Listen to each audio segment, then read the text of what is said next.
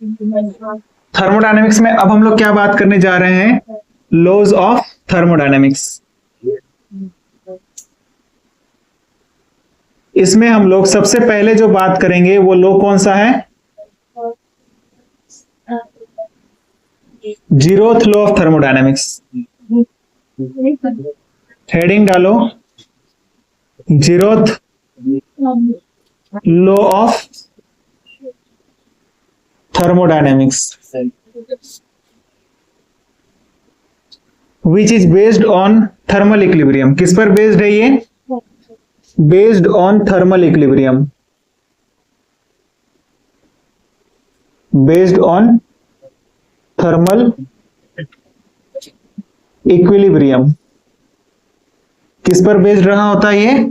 Thermal equilibrium पर based रहा होता है, ठीक ना।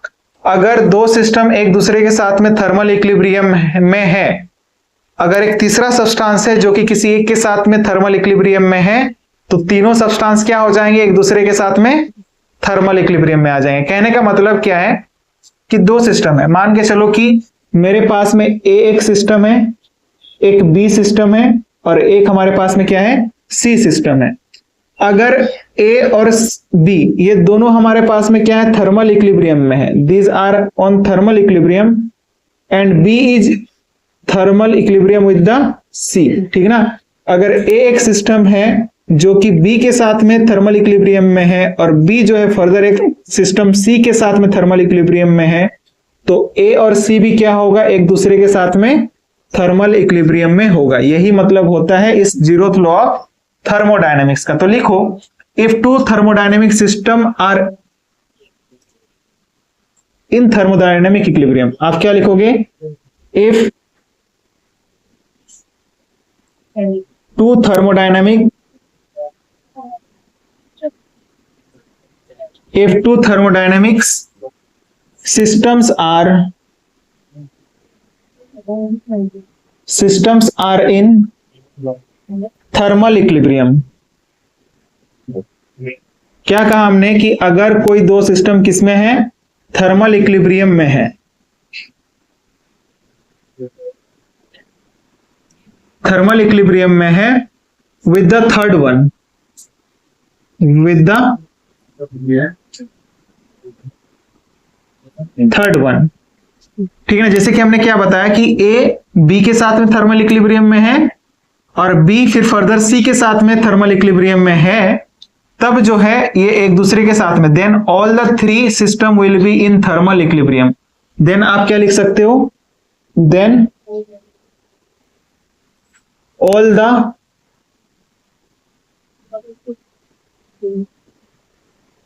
three systems will be in thermal equilibrium।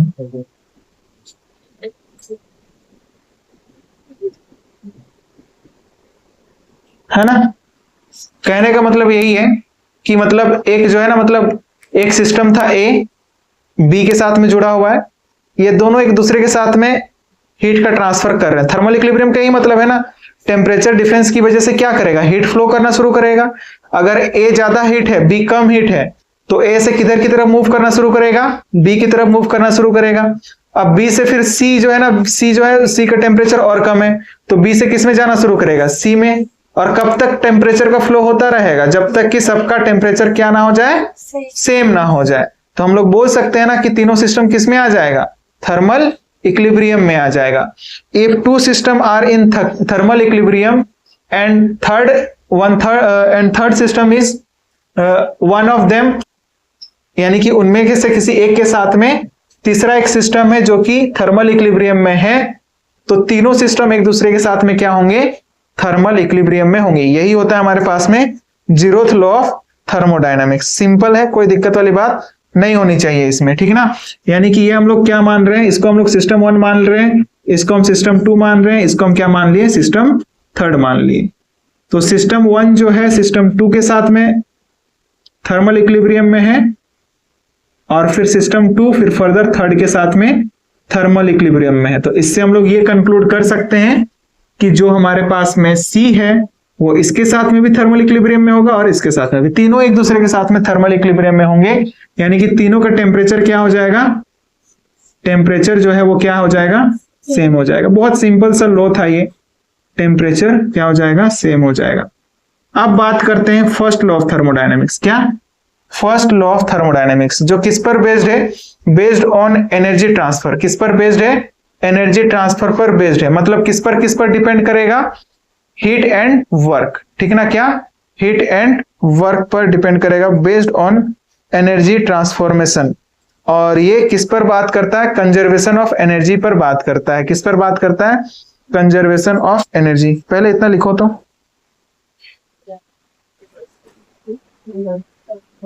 Now next is the first law of thermodynamics.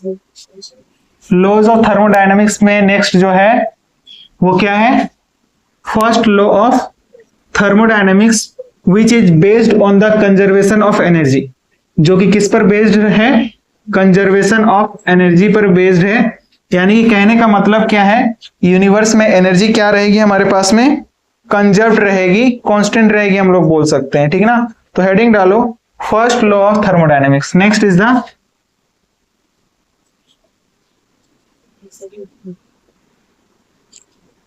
First law of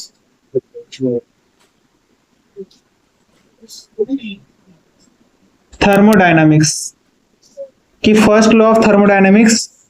सबसे पहली बात, ये किस पर बात करता है, ये law of conservation of energy पर। किस पर बेस्ड है, law of conservation of energy, based on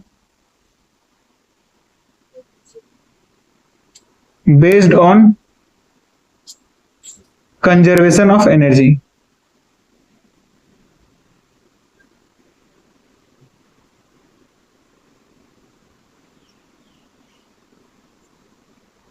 किस पर बेस्ड है, ये law of conservation of energy पर, ठीक ना। It is the another form of law of conservation of energy, ये भी बात बोल सकते हो आप। इस लॉ के अकॉर्डिंग, लॉ ऑफ एनर्जी, या इस लॉ के अकॉर्डिंग हम लोग क्या बोल सकते हैं, energy can neither be created nor destroyed, कि एनर्जी को ना तो क्रिएट कर सकते हैं ना ही डिस्ट्रॉय कर सकते हैं। ये सिर्फ और सिर्फ एक फॉर्म से दूसरे फॉर्म में क्या हो सकता है, ट्रांसफॉर्म हो सकता है। यानी कि हम लोग बोल सकते हैं ये किस पर बेस्ड है, एनर्जी के ट्रांसफॉर्मेशन पर बेस्ड है, बेस्ड ऑन एनर्जी ट्रांसफॉर्मेशन, क्या बोल सकते हैं, और you can say based on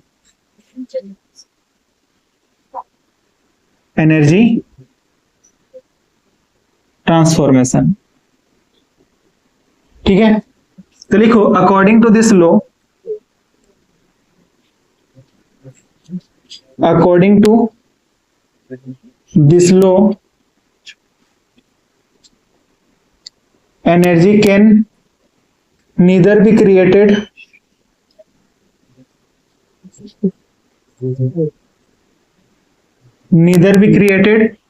nor destroyed।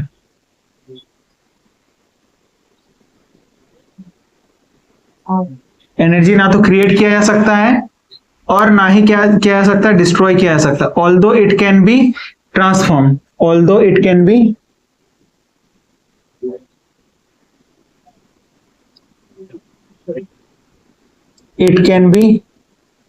transformed from one form to another form, it can be transformed from one form to another form। कहने का मतलब समझो आप कि जैसे कि आप अभी ये भी देख पा रहे हो ना कि फैन रोटेट कर रहा है, इलेक्ट्रिकल एनर्जी किस में कन्वर्ट हो रहा है, रोटेशनल एनर्जी में कन्वर्ट हो रहा है ना। तो बस उसी तरीके से है ये, ठीक ना, कि एनर्जी जो है एक फॉर्म से दूसरे फॉर्म में क्या होती है, ट्रांसफॉर्म होती है, ठीक ना। तो उसको हम लोग क्या बोलेंगे, ये किसके अकॉर्डिंग होता है, ये होता है according to the first law of thermodynamic. According to this law energy can neither be created और नॉर डिस्ट्रॉयड, ठीक ना। एनर्जी ना तो क्रिएट किया जा सकता है और ना ही डिस्ट्रॉय किया जा सकता है, ये सिर्फ और सिर्फ वन फॉर्म से अनदर फॉर्म में क्या हो सकता है, ट्रांसफॉर्म हो सकता है। यानी कि कहने का मतलब क्या है, total energy of the universe will be always constant. Universe का टोटल एनर्जी जो है वो क्या रहा होगा, हमेशा कांस्टेंट रहा होगा, ठीक है ना। तो लिखो, क्या लिख सकते हो, और करके लिख सकते हो, और total energy of the universe will be, total energy of universe remains constant. क्या रहा होगा? कांस्टेंट रहा होगा। टोटल एनर्जी जो है यूनिवर्स का वो क्या रहा होगा? कांस्टेंट रहा होगा।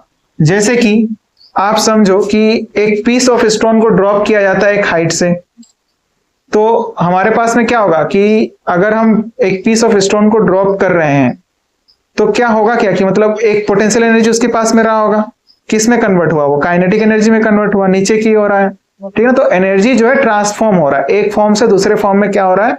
ट्रांसफॉर्म। जैसे कि आप नॉर्मल जो है ये भी एग्जांपल ले सकते हो ना, कि इलेक्ट्रिकल एनर्जी जो है वो किस में कन्वर्ट हो जा रहा है? रोटेशनल एनर्जी में कन्वर्ट हो जा रहा है।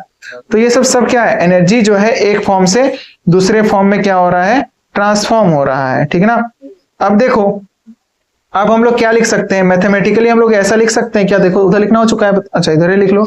मैथमेटिकली देखो कि कोई एक सिस्टम है, मैथमेटिकली अगर हम लोग इसको देखना चाहें तो क्या बोल सकते हैं?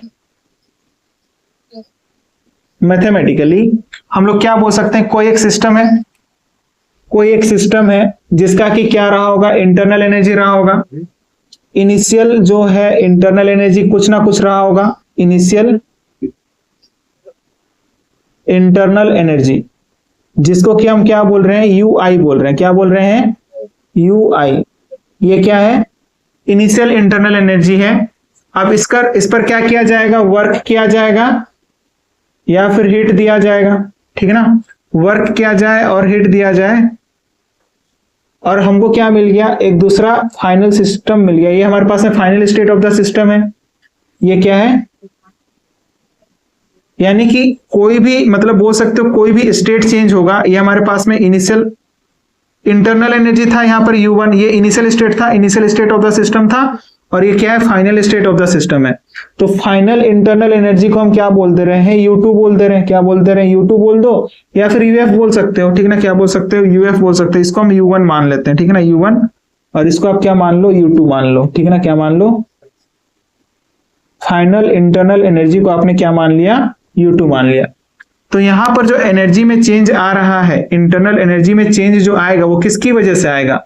वर्क डन और हीट की वजह से आएगा। किसकी वजह से आएगा? वर्क डन और हीट की वजह से आएगा। तो delta U is equal to निकाल सकते हैं हम लोग, बताओ, डेल्टा U निकाल सकते हैं। U2 माइनस क्या हो जाएगा? U1 हो जाएगा। अब U2 जो आ रहा है हमारे पास में, U2 किसकी वजह से आ रहा है? U1 इस इंटरनल एनर्जी में वर्क डन ऐड होगा, हीट ऐड होगा, तब जाकर क्या आएगा हम लोग को? U2 मिलेगा, इंटरनल एनर्जी 2 मिलेगा। तो हम लोग क्या लिख सकते हैं? Delta U is equal to क्या हो जाएगा? U1 माइनस में क्या हो जाएगा? सॉरी, U2 माइनस में U1, U2 माइनस U1। तो U2 जो है हमारे पास में क्या हो जाएगा? U2 जो है वो क्या हो जाएगा? U1, इसमें जितना इंटरनल एनर्जी था, यानी कि U1 प्लस में क्या क्या इसमें वर्क किया, और प्लस में क्या हो जाएगा? Q हो जाएगा ये, और माइनस क्या कर दोगे आप? माइनस क्या कर दोगे? U1 कर दोगे, ठीक है ना। तो यहां से ये वैल्यू और ये वैल्यू क्या हो जाएंगे? कैंसिल आउट हो जाएंगे। तो यहां पर से क्या वैल्यू निकल के आएगा? Delta U is equal to Q plus W आएगा कि नहीं? बताओ। Q क्या हमारे पास में? हीट है, और ये एप्लीकेबल होगा, it is applicable only for close system. ये किसके लिए एप्लीकेबल होगा? क्लोज सिस्टम के लिए एप्लीकेबल होगा, ठीक है ना। इधर लिखना हो चुका है, बताओ तो। It is applicable only for close system. ये जो इंटरनल एनर्जी का जो इक्वेशन निकल करके आया है, ये एप्लीकेबल होगा for the close system only. Close system के लिए एप्लीकेबल रहा होता है, और इनफाइनेटेसिमली स्मॉल चेंज के लिए क्या हो जाएगा? चेंज इन हमारे पास में क्या हो जाएगा? DU। ये लार्ज चेंज के लिए हम लोग डेल्टा रिप्रेजेंट करते हैं, और स्मॉल चेंज के लिए क्या रिप्रेजेंट करते हैं? DU रिप्रेजेंट करते हैं। अब जो हमारे पास में हीट या फिर वर्क में जो चेंज आएगा वो क्या लिख सकते हैं? Q प्लस W लिख सकते हैं, है ना, क्योंकि उसको तो मतलब बोल सकते हो क्या, उसको हम लोग Q2 माइनस Q1 तो नहीं लिख सकते हैं। क्यों नहीं लिख सकते हैं? क्योंकि वो क्या होता है? पाथ फंक्शन होते हैं। लास्ट क्लासेस में बात किया है ना कि Q2 माइनस Q1 या फिर W2 माइनस W1 नहीं लिख सकते हैं ना, क्योंकि वो कैसा फंक्शन होता है? पाथ फंक्शन होता है। Current state of the system पर नहीं, साथ ही साथ हमारे पास में पाथ पर भी डिपेंड करता है। उस पर तो डिपेंड करता ही है, लेकिन साथ ही साथ पाथ पर भी डिपेंड करता है। तो अब देखो ये जो है ना आप लोग के पास में ये जो इक्वेशन निकल के आया है, इसको आप कहां अप्लाई करोगे? Applicable only for close system, यानी कि delta U is equal to Q plus W, Q plus W. It is applicable only for close system, it is applicable only for close system. ये किसके लिए applicable होगा? सिर्फ और सिर्फ close system के लिए अप्लीकेबल होगा। For infinitely small change, small change के लिए क्या हो जाएगा?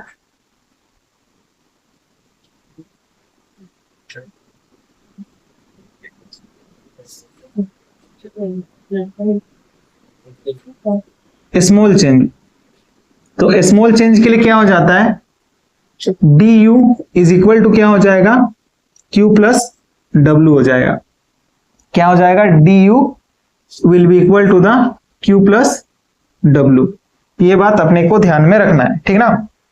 तो ये इंटरनल एनर्जी का क्या निकल करके आया हम लोग के पास में? एक इक्वेशन निकल करके आया according to the first law of thermodynamics. क्या बोल सकते हैं? First law of thermodynamics. तो D U is equal to क्या लिख सकते थे? D Q plus D W लिख सकते थे। डिफरेंशियल फॉर्म इसी को कहा जाता है। इसी को क्या कहा जाता है? अगर हम बात करें ना डिफरेंशियल फॉर्म के बारे में, डिफरेंशियल फॉर्म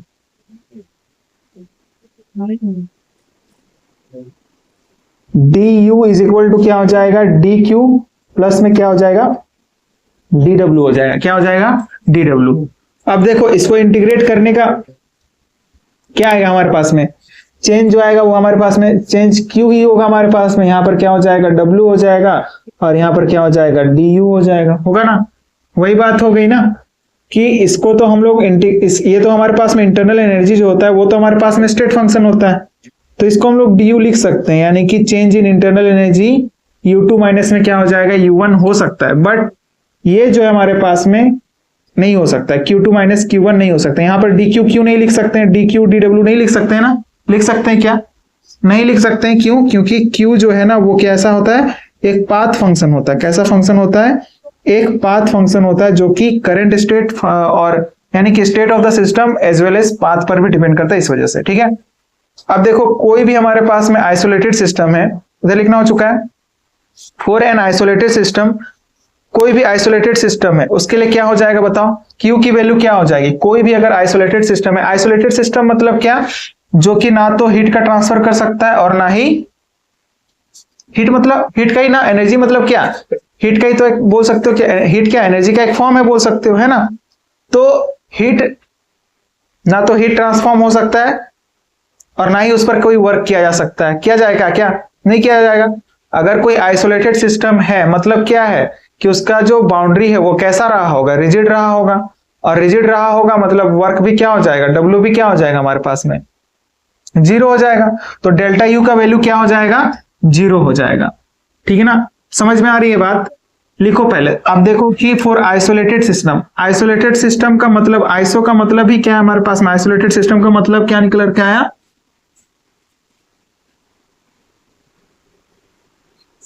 तो लिखो for an isolated system, isolated है क्या मतलब बताया कि Q यानी कि हीट का जो है ट्रांसफर नहीं होने वाला, यानी कि Q का वैल्यू क्या हो जाएगा? जीरो हो जाएगा। होगा कि नहीं? बिल्कुल हो जाएगा। और Q की वैल्यू जीरो होगी और वर्क डन भी क्या हो जाएगा? जीरो हो जाएगा। क्यों जीरो होगा बताओ? क्योंकि जो अगर हम बोल रहे हैं कि आइसोलेटेड सिस्टम है मतलब बाउंड्री कैसे होगी? रिजिड होगी। या फिर आप ऐसे ही बोल सकते हो क्योंकि system will B rigid, system क्या होगा हमारे पास में? रिजिड रहा होगा।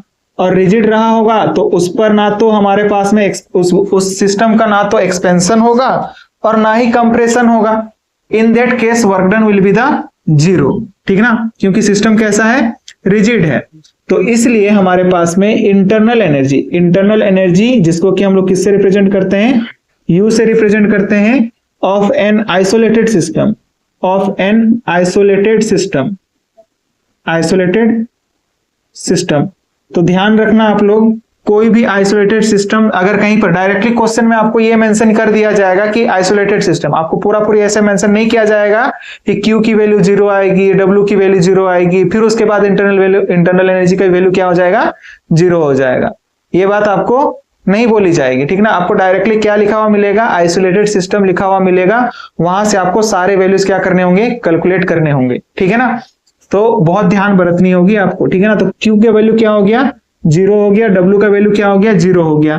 तो delta U is equal to क्या हो जाएगा बताओ, delta U will be equal to the 0, यानी कि change in internal energy will be equal to the 0। That means what, कि अगर सिस्टम एक था हमारे पास में, एक इनिशियल स्टेट पर ये था और फाइनल हमारे पास में इस स्टेट पर पहुंचा, इनिशियली ये था और फाइनली हमारे पास में कोई स्टेट पर पहुंचा, इनिशियली एंड फाइनली कोई स्टेट पर पहुंच गया, तो होगा क्या बताओ, तो कि जो डेल्टा यू 0 हो जाएगा। मतलब क्या, कि यहां पर जो इंटरनल एनर्जी था U, तो यहां पर भी क्या रहा होगा, U ही रहा होगा, यही मतलब है। यानी कि U will be the constant, यानी कि internal energy will be the constant, internal energy क्या रहा होगा, कांस्टेंट रहेगा, ठीक ना। यानी कि no change in internal energy, इसी को हम क्या बोल सकते हैं, no change in internal energy, no change in internal energy, कि इंटरनल एनर्जी में कोई भी तरह का चेंज देखने को